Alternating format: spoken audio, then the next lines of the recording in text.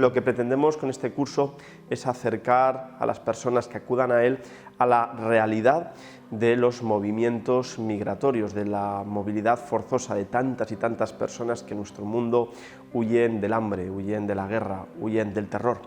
Intentamos acercar esta realidad a las personas que acudan al curso para que la vean con una amplitud de miras, con una perspectiva amplia y para que sepan descubrir en esta movilidad humana una riqueza y una oportunidad para crecer como sociedades cohesionadas. Haremos un repaso a todas las acciones que desde la Iglesia en Valencia se están haciendo en materia de personas migrantes. Analizaremos también la situación